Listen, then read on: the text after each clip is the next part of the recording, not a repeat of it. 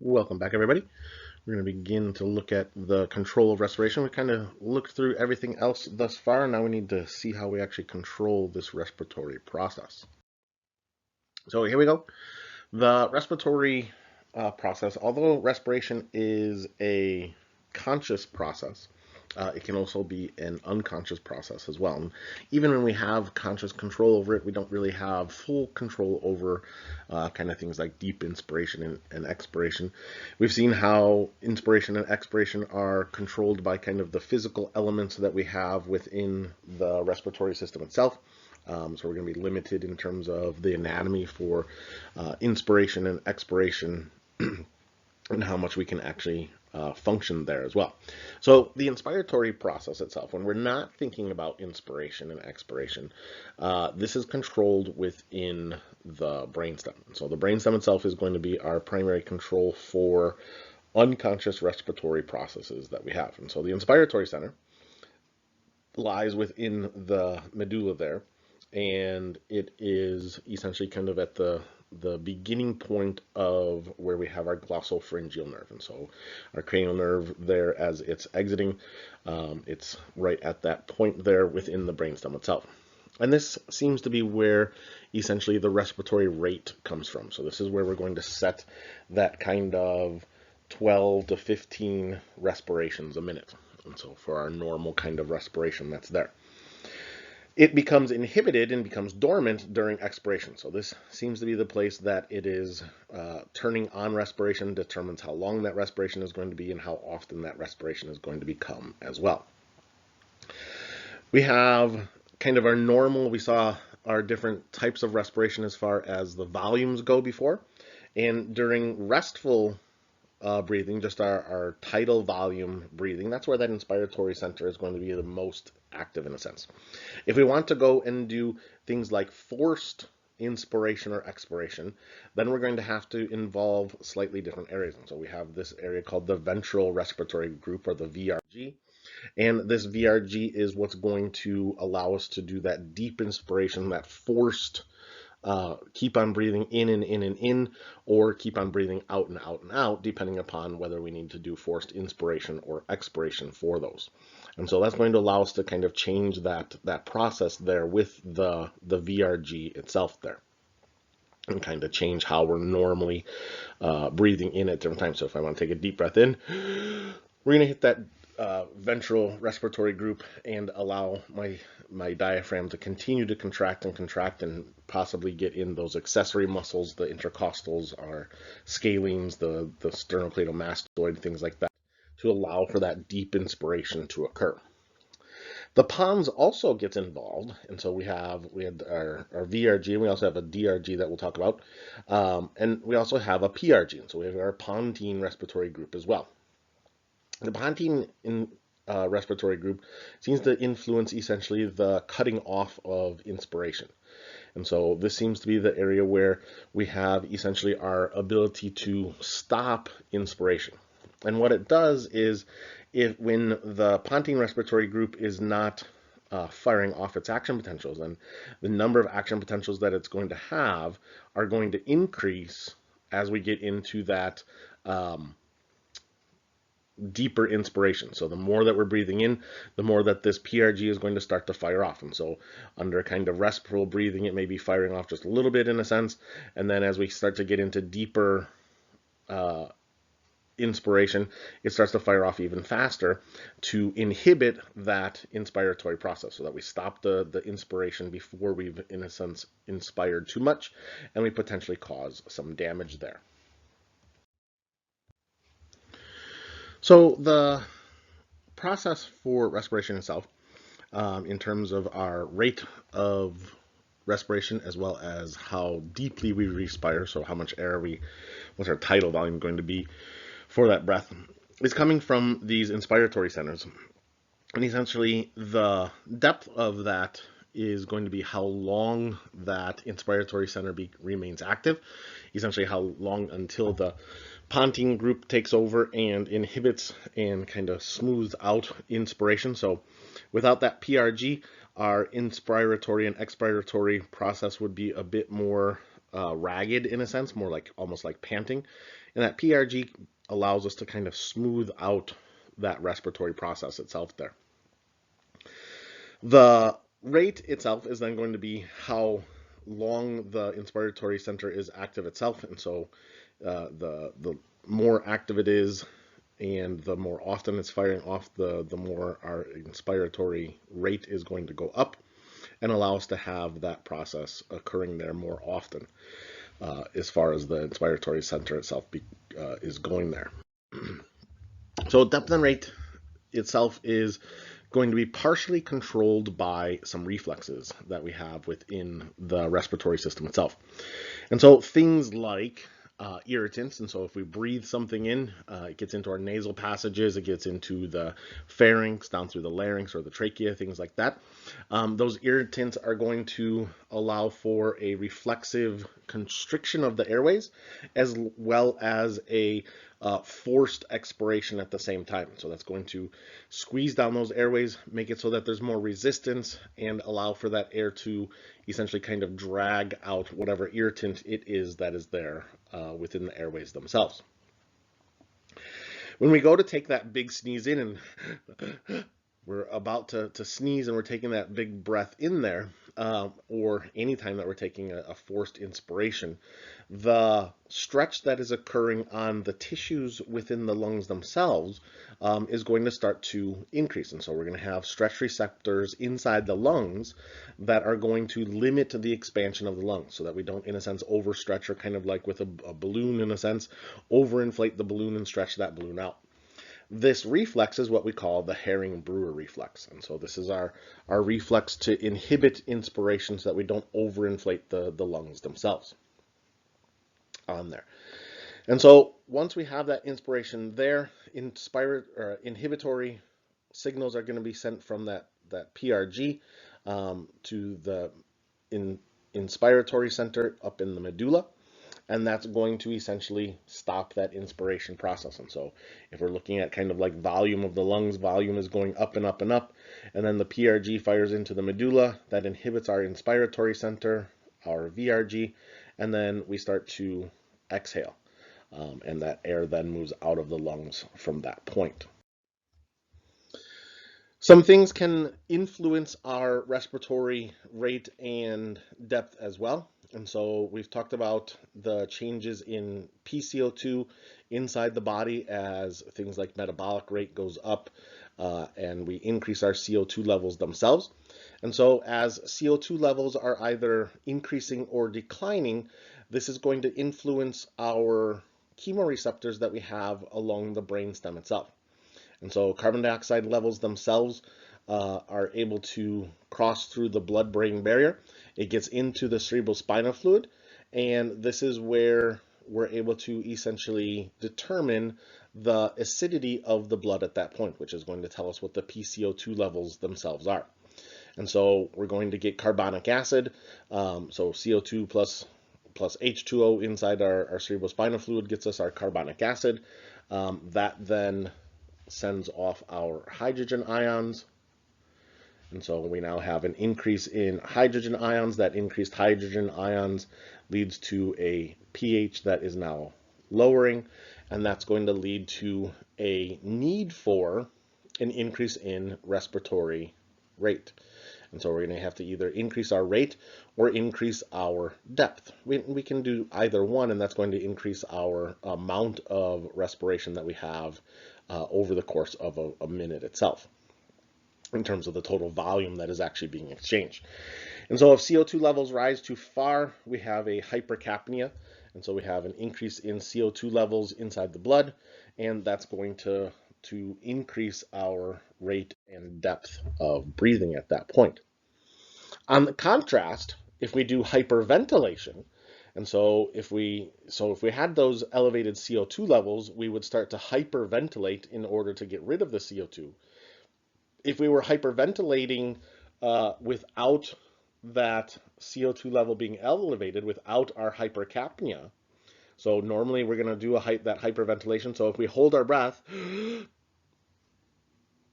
while I'm holding my breath, my carbon dioxide levels are increasing. That carbon dioxide level increases the amount of acid that's inside the blood. And so in response, we do hyperventilation.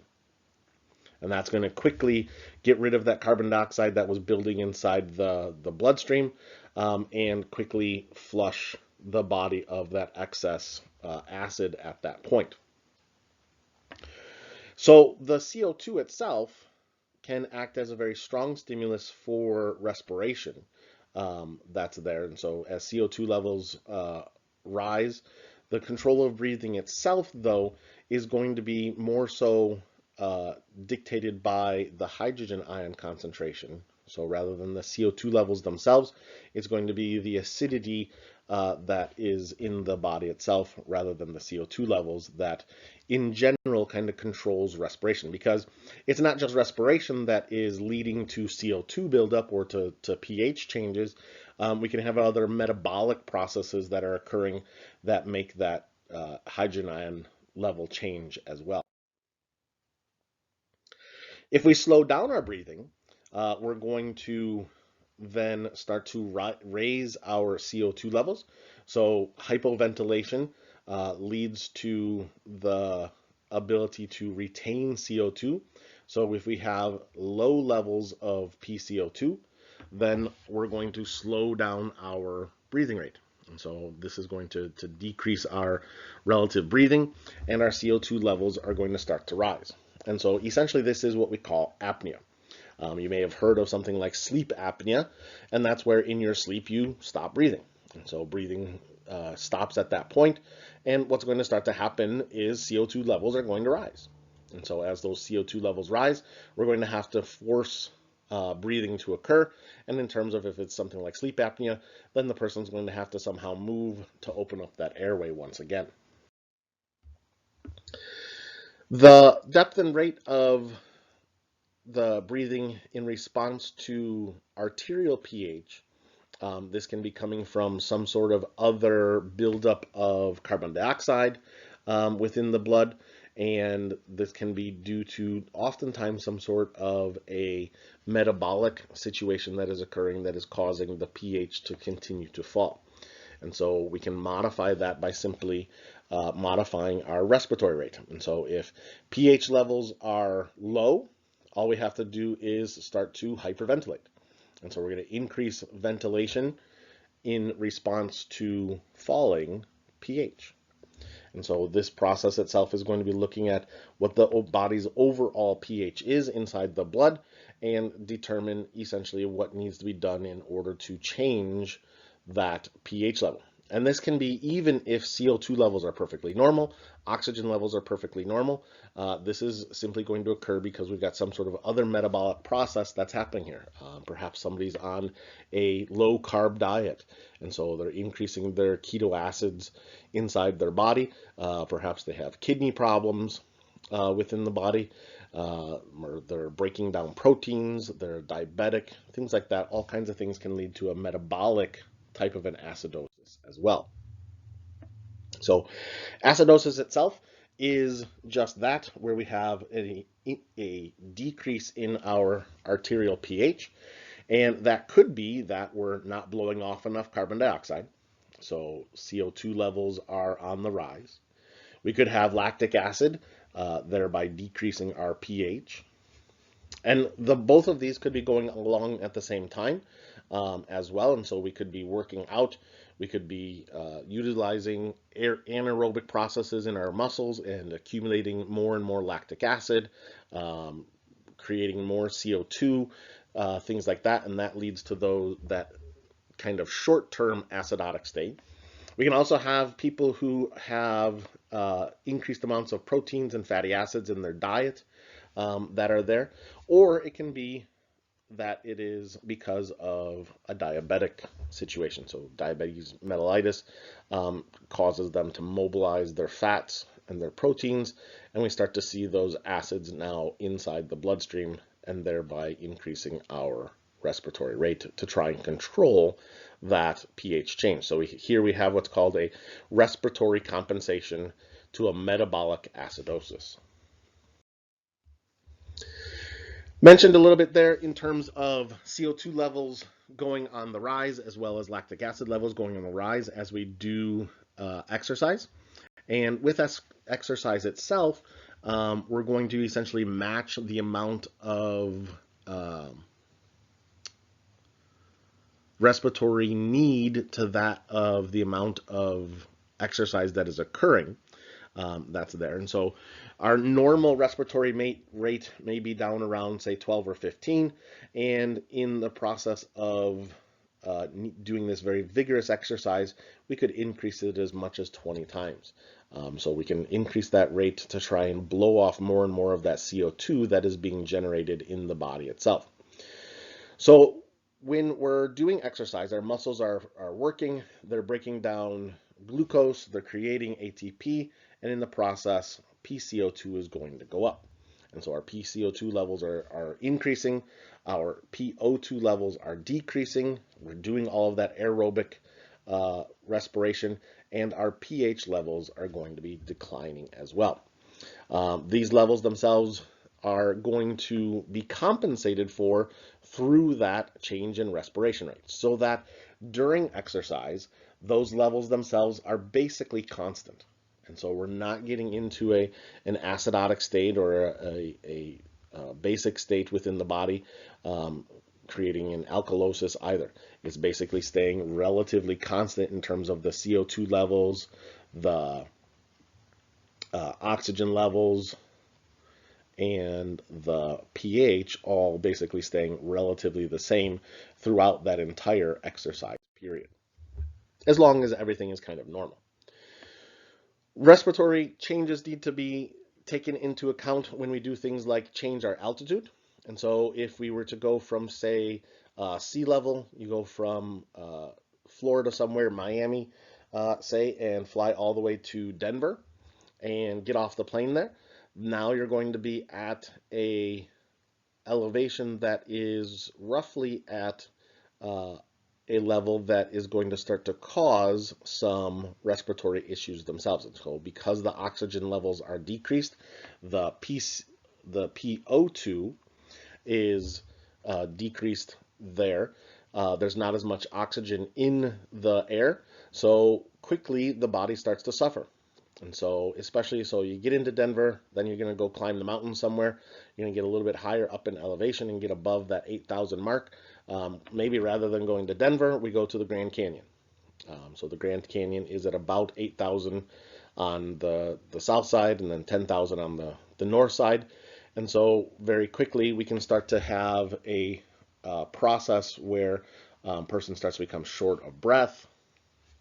That's going to be some of the early symptoms. Just simply walking around, maybe climbing some stairs, things like that. They're going to feel the effects of that decreased oxygen in the air. Stay there long enough, and they're going to go into regular mountain sickness. And so we're going to start to get headache. They maybe feel nauseous. They're definitely going to be short of breath and dizzy. They're going to need some oxygen treatment. So they're going to have to increase the amount of oxygen that's there, either by doing so at altitude or getting down to a lower altitude and changing the amount of air that is there. Stay there long enough, though, and we're going to start to make some changes. And so as that high altitude stays there, if we acclimatize ourselves, maybe not go right up to the higher levels, but kind of get used to it over time, we're going to do a couple of changes there. So ventilation rate is going to go up. We're going to start to hyperventilate in comparison to where we were before.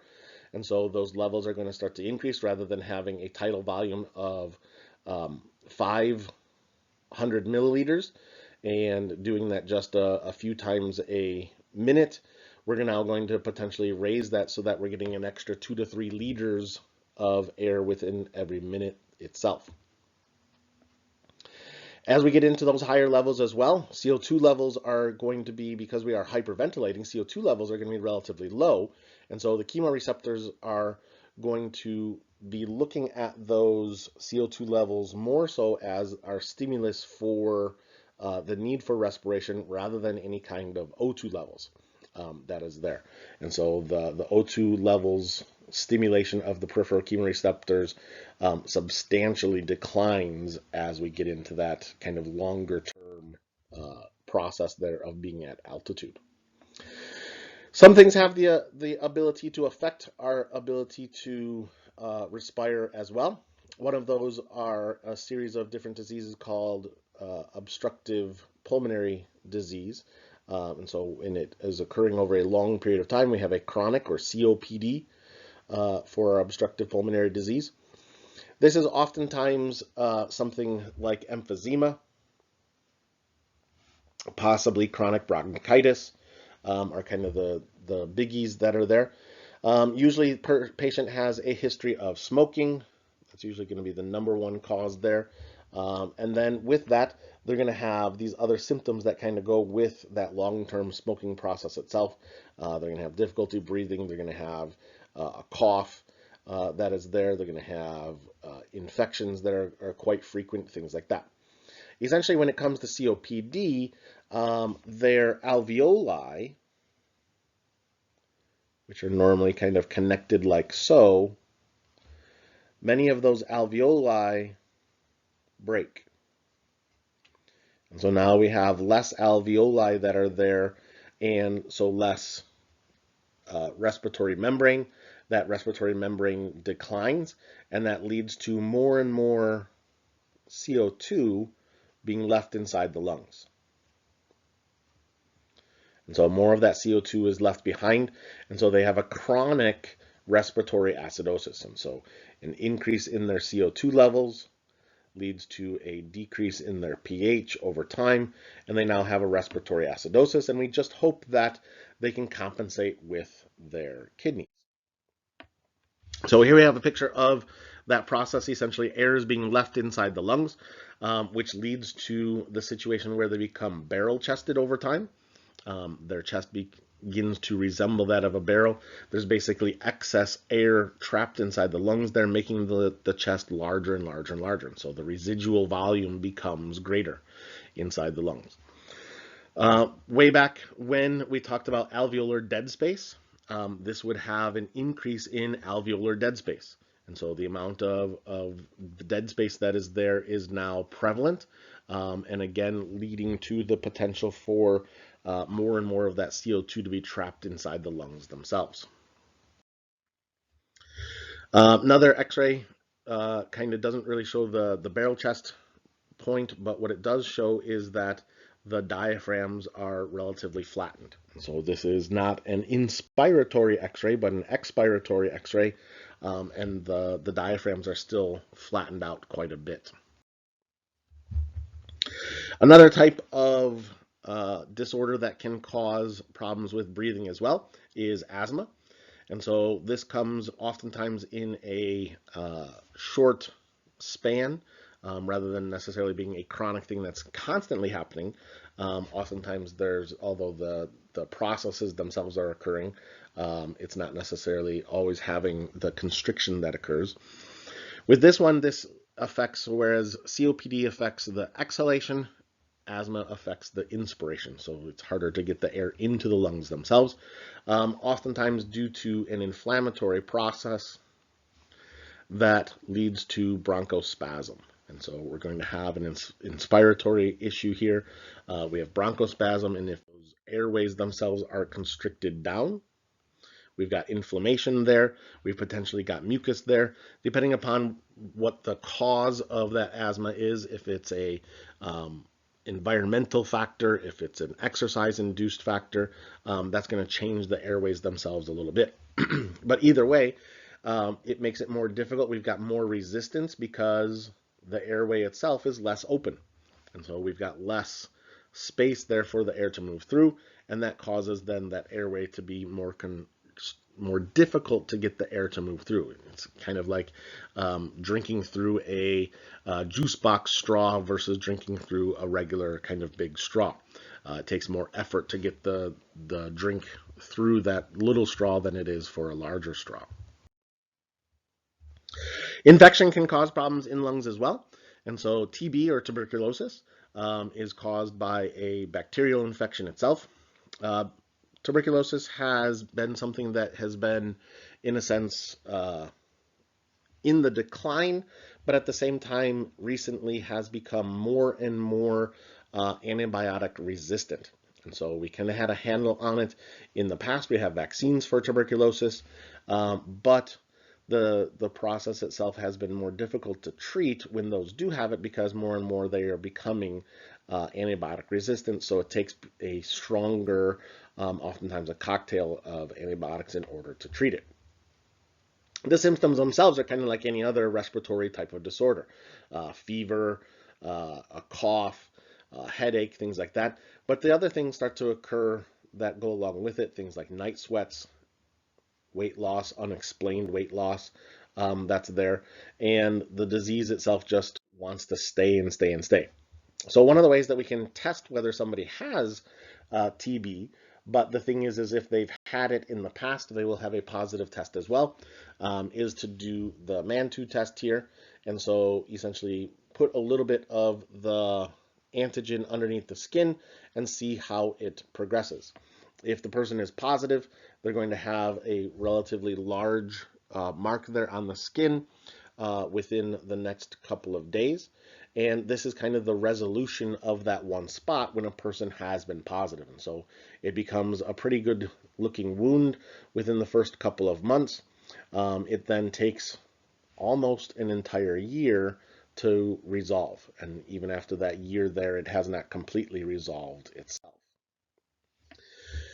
Not only does it, or can it be seen in a sense in the skin, because we can test for it there and see whether we have the antibodies to it, but it does cause quite a bit of damage into the lungs themselves. So we have kind of hilar damage there inside the lungs. And so this is why some people need to get a X-ray to make sure that they haven't had TB or have exposure to TB itself, because it does show up inside the lungs as those consolidations there. Lastly, we have lung cancer. And so lung cancer itself accounts for a relatively large number of overall cancer deaths in the United States itself. And so as much as a third of all of the cancers that people die from in a year are coming from lung cancer.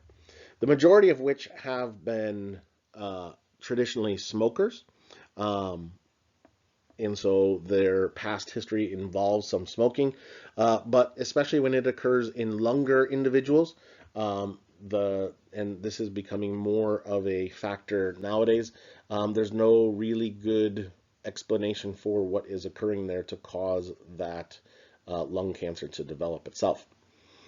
Since we have an epithelial lining within the lungs themselves, that does lead to several different kinds of lung cancer. So we have squamous cell carcinoma, adenocarcinoma, and small cell carcinoma for different types that are there, which leads to different treatments, as well as survivability rates, as well as just generally the kind of the numbers that are there.